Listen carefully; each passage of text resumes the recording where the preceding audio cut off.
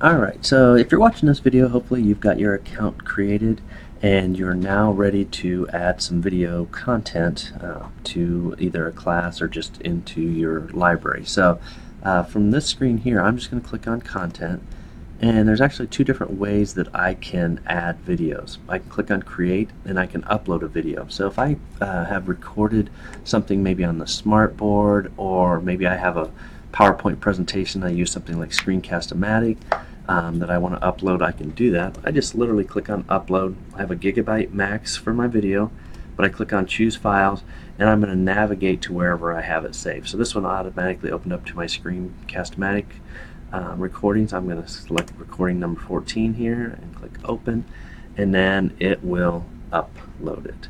And when I'm done, I just click on done and it'll continue loading it here.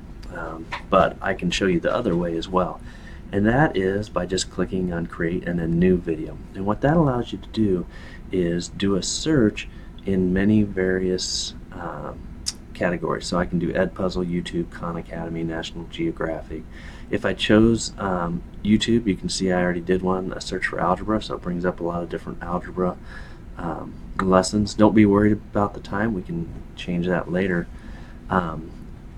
Or if I know specifically a YouTube video, I can actually paste the URL right up here and go there directly.